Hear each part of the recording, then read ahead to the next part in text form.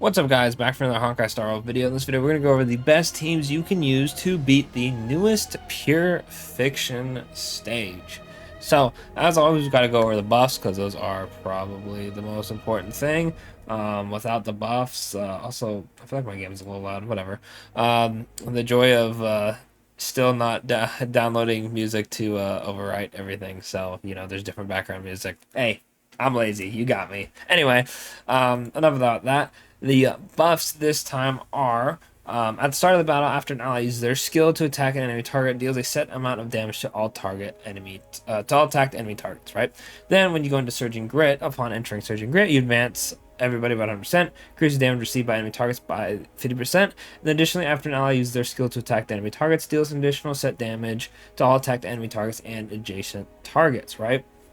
And then after allies use skill to attack enemy targets, you accumulate 5 grit values. So they want you to use your skill, which makes sense because it's dot, Phanon, all that stuff, right?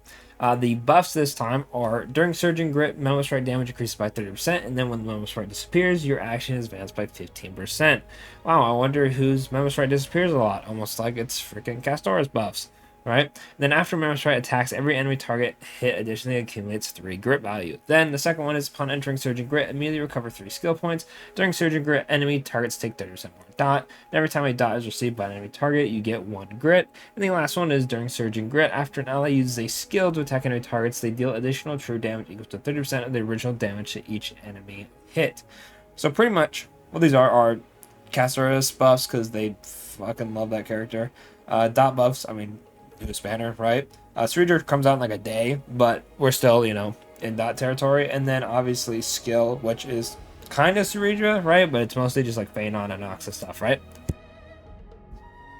So we are fighting Bronya and good old Flame Reaver. They don't have any resistances this time, so you can brute force it whatever the hell you want if you would like. However, there are some teams that I recommend you use instead. Let's pop up over to the good old tier listo over here.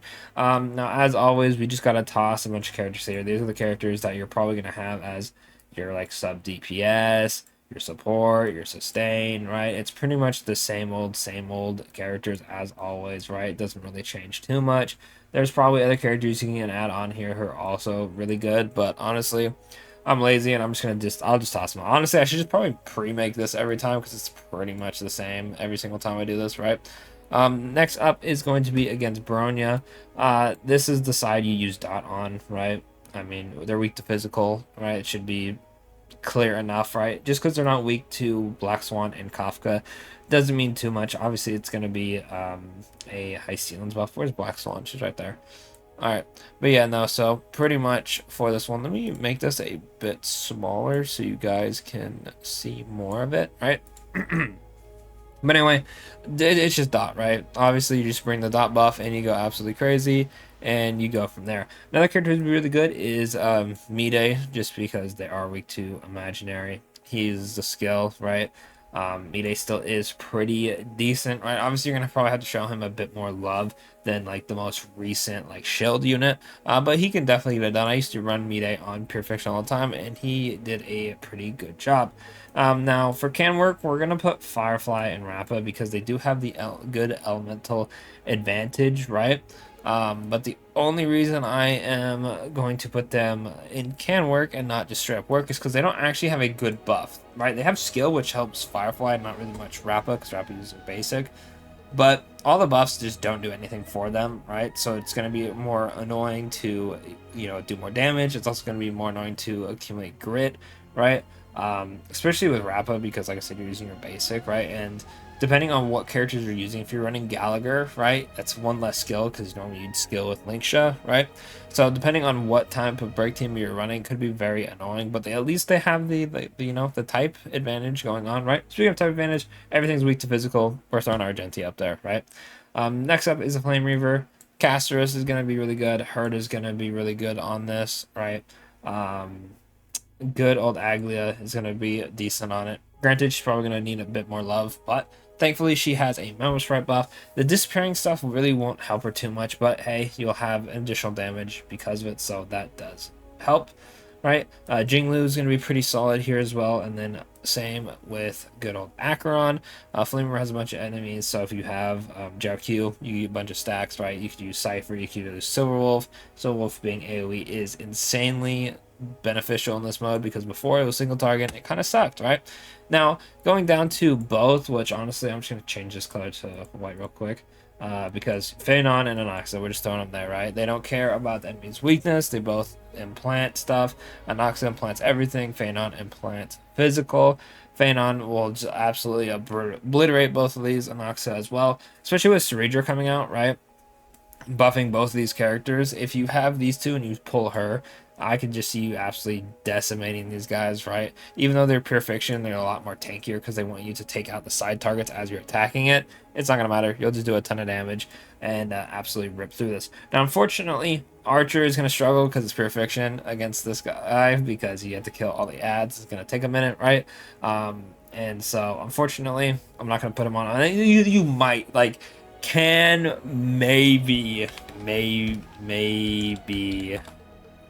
kind of cut it off, but like you could maybe make it work if you had a really good archer, right? I'm sure that someone will probably have a video out there.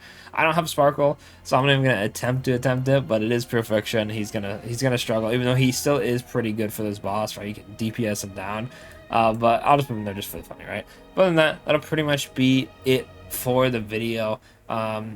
Stuff like Jade, I mean, I could probably put Jade up here as well, right? But it's weird because I wish there was like a sub slot where I could put Jade like a little slot right here on Herta, because if you're running Herta, you have to run an Erudition character, so you're probably running Mini Herta or Jade. So I guess I can put them up here. I ran Mini Herta, right?